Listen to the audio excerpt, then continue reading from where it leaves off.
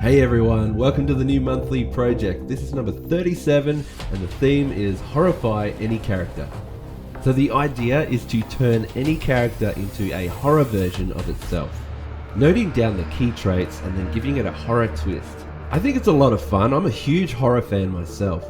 I even joined in and did a Ninja Turtle, but like a mutated version. I wanted him to be more brutish, with some cybernetic parts to him, but also very horrifying in a way as well.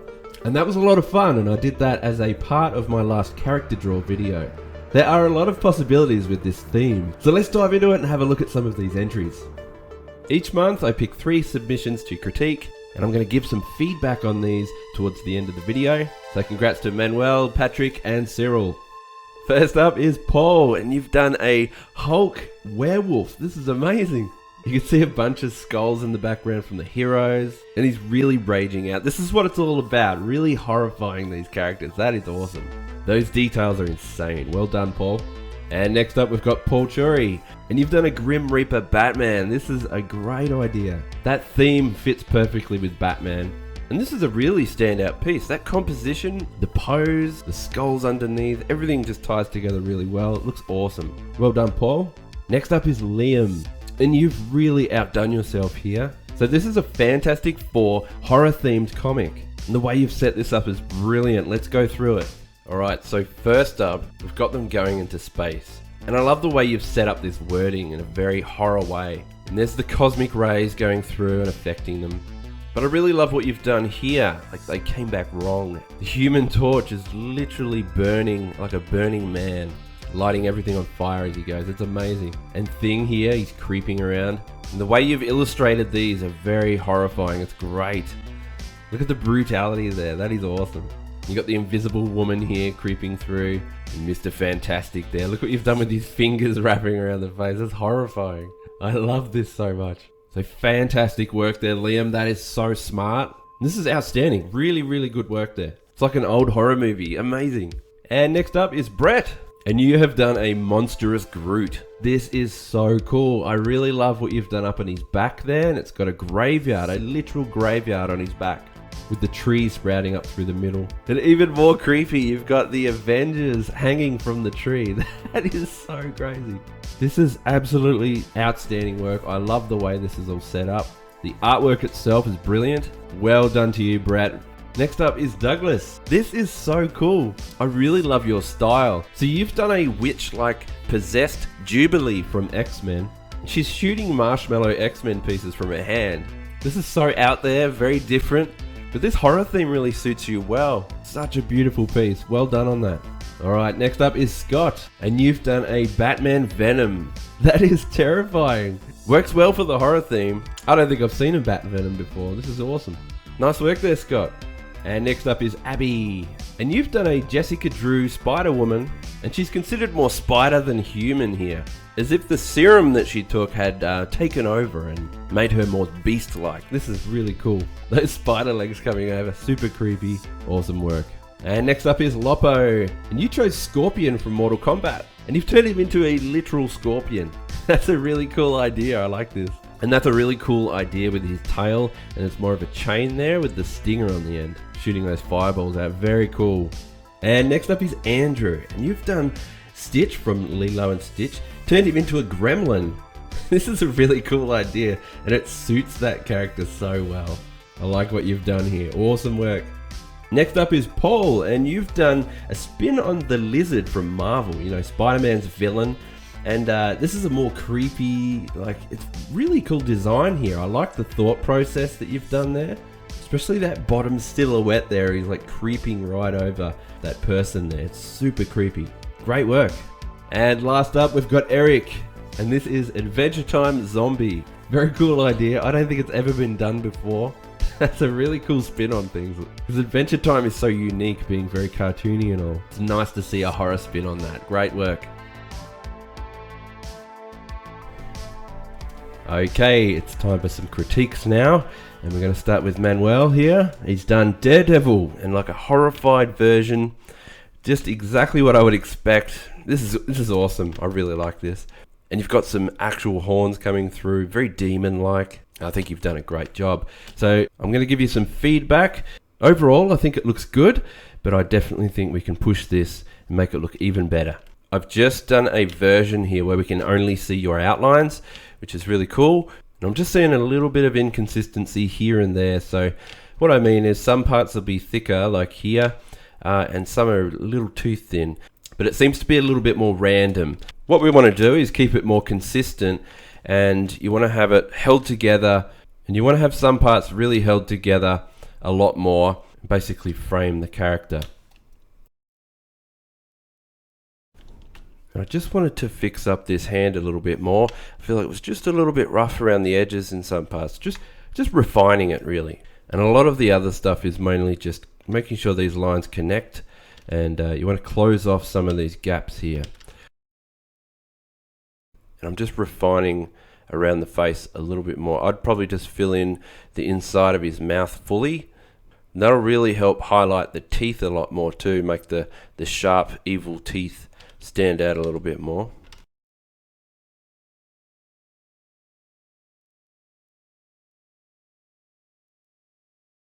Now I haven't gone over the whole thing, but you can see the changes that I'm getting at there. It's basically just trying to refine everything, such as, you know, the feet here. I'd love to see those toes a little bit more refined and cleaned up, and that'll really improve this character a lot more. Now the other thing I want to talk about is the rendering itself. So I find that it's a little bit hard to see at the moment. There's a lot of blurred edges and things going on here. I think it'll stand out a lot more if we use a lot more flat colors and sharp shading. Things are just getting a little bit lost there. So I'll just show you what I mean. I'm just going to start fresh. I've just done a flat color there, and I might just lighten up some parts of the center of this red here, and then I'll darken areas that I think will need to be darkened, such as under the ab area where he's folding over a little bit more, and under the biceps and arms. And this is just a light shading just to get me started really. I'm just trying not to go overboard with it because I want the sharp shading to stand out a lot more. Now I'm going to sample probably one of these darker shades that I've done, and I've got my sharp brush on a new layer above, and you can see if I start drawing with a sharp brush and going through, I can start to try and, you know, work with the anatomy a little bit. I can even take down the opacity if I want to a little bit, just to help it blend underneath. That way it's not so harsh.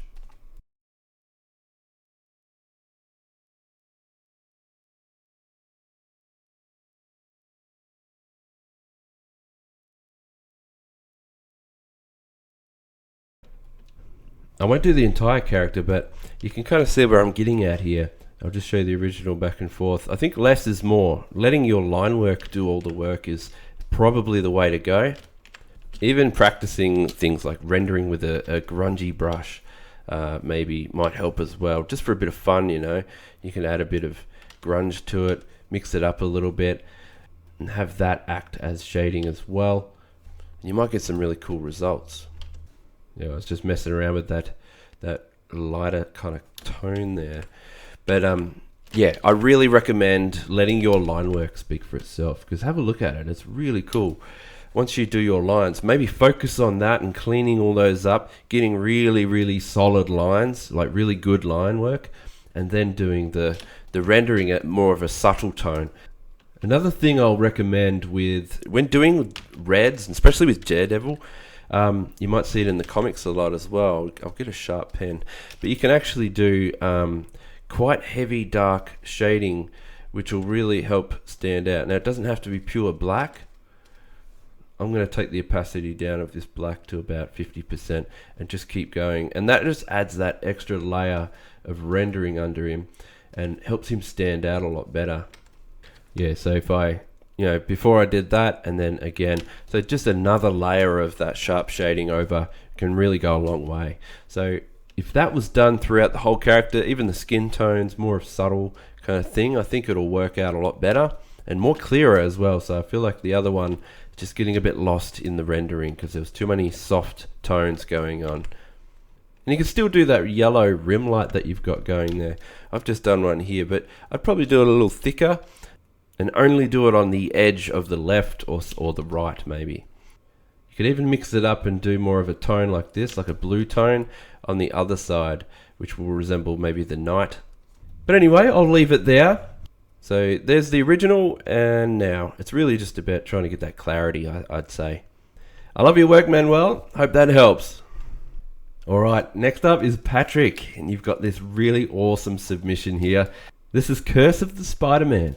This is really cool. Let's zoom in. You've got an actual spider guy, like he's a mutant spider. I love it.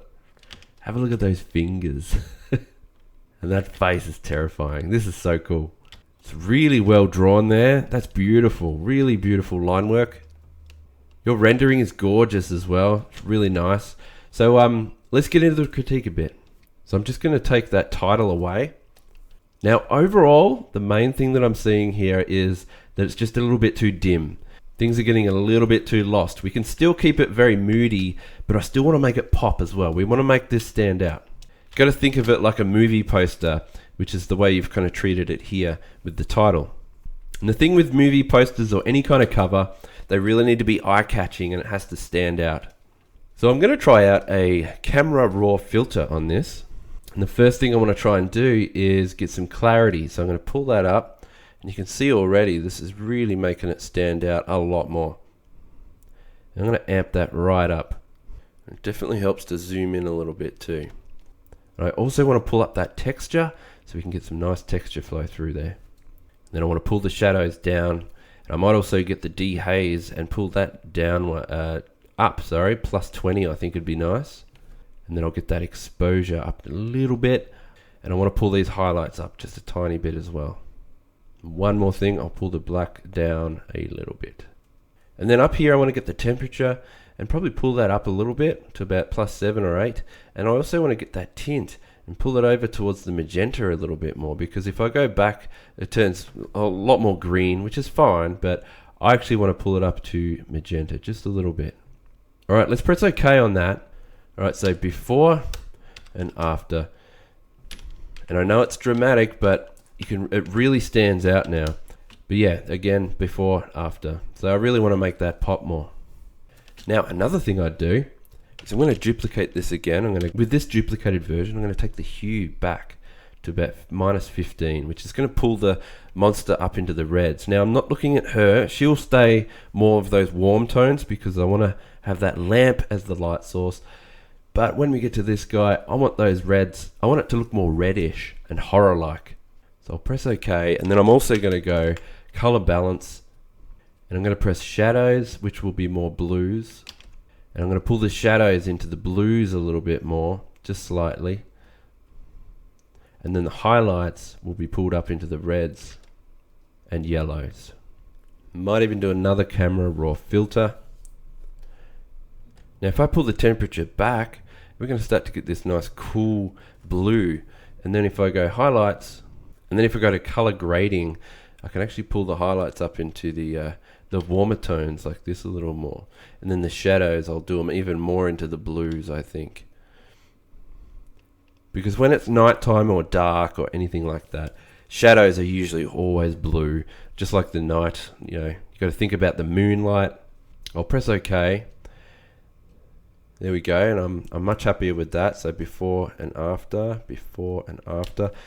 But what we're going to do is I'm going to put a layer mask on this, basically erasing where she is so that she gets more of those warmer tones like the original back. And then it gradually gets up to the newer tones in the back there. And then just as a bonus effect, I'm going to get that light, or the lamp light, and I've sampled like an orangey kind of creamy tone, something like this, but I'm going to bring it really into the deep oranges. A new layer above set to linear dodge, and I'm just going to go over that and lighten that up a bit like this. So that's just going to amp the light up a bit more there.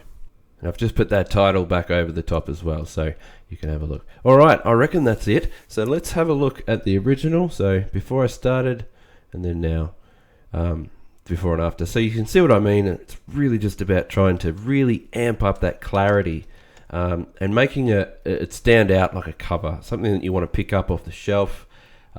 Really amp up those details. So look at your line work now, really popping. So before it was just a little too dark. And don't get me wrong, because I do love that dim look. Like, that kind of looks more natural as well, like in a really dark room. But when it comes to a cover, I'd really amp that right up. Alright, Patrick, I hope that helps. Thank you so much. Alright, for the last critique, we've got Cyril. And you've done a Spider-Man. A creepy 8-limbed Spider-Man. This is really cool. I especially love that you've got like all these eyeballs up the side, like an extra pair of eyeballs, and he's all hairy underneath, all mutated. This is cool, all that blood drooling out. The artwork alone is incredible. You've got some really nice line work here. Now, as for the critique, I think the only thing that I was going to say, I think the main thing that I want to talk about is probably just the overall tone. It's great that you've got this mutated Spider-Man. Everything looks really good, but it's giving off too many happy vibes. And it's only because it's just so lit up, everything's really bright. And that's fine, but I think if we really want to go for that horror tone, we've really got to try and set the mood. So I found like a really creepy kind of backdrop there. And I think that's what the main thing was. It was just too lit up before. Let's try and set the mood. And I've also tilted him slightly. Tilting the camera can really add drama. Now I'm going to duplicate the layer of Spider-Man himself, just so I've got a copy of it. I'm going to try something. I'm going to darken that down a lot, like a fair bit. And then I want to try and do the camera raw filter technique. And then we might just bump up that clarity a little bit more. Shadows and then highlights. Definitely take that vibrance down. And then I'll give it a green tint. So I'm going to pull it across to the left into the greens. Texture can go up a little bit. I think that'll be a good start, so I'll press OK. That's perfect. So before and then after. And I reckon we could double down on that, so I'm going to try again. There we go. And that's, yep, even more, a little bit more. That's good. Then I'm going to use a brush, which is like a cloudy brush. Let's just add a bunch of smoke in the back, because we do want to make sure the character is like lifting off the background a little bit more, a little clearer to see in some parts. So that kind of helps a little bit more there. Now that I've set him to the scene, that's great. He works really well with this scene now, but I'm going to duplicate it again, this time going super dramatic, and I'm not even going to hold back. So really taking that exposure right down, and the vibrance can go up, just trying something out. And then put a layer mask on that. And now I'm going to start bringing back some of that original with a bit of a grungy brush. Not the original, I mean the one that I updated. And that way we get a bit of both. So we're going to get some of this green one. So we're going to get that darker one. You know, that's going to be the subtle, more dramatic lighting. But things like the face here and the eyes can go back to normal. And have a night, you know, they could be brighter. We still want to see all that. And using a grunge brush is really cool because it actually adds that, you know, that texture to it as I start to bring some of the original back. And now just to make things pop out a little bit more, I'm making a new layer above, set to screen, and I'm going over with this blue. I sampled that blue there, and I'm just going through trying to see if we can lighten this up a little bit. There we go. So I've just done an edge light. So something like that, so that's without, and then that's with. There we go, I've just added in a shadow as well, so he definitely needs a shadow under him. Now I just need a little bit more intensity behind him. Let's make him pop out a little bit more, and you still get that creepy background. Alright, there we go, that should do it. So before and then after, it's really just, I just really wanted to get that horror theme in there, that real horror tone. And it can change everything dramatically in the way of the way he looks and feels, that creepy tone, a lot more intimidating and kind of scary as well. You get that scare factor. And I literally changed nothing about your art in general. You know, this still looks amazing. This is absolutely great. It's really all just about the tone and the vibe that you want to get off it. So that's why I ended up doing all of that kind of stuff there. So I hope that helps, Cyril. I really love your work. You're an amazing artist, so keep it up. Alright, that is it for this monthly project. I hope you enjoyed the video. And don't forget, if you want to join in on these monthly projects, head over to patreon.com/PatrickBrown. Thanks so much for watching. See you in the next video.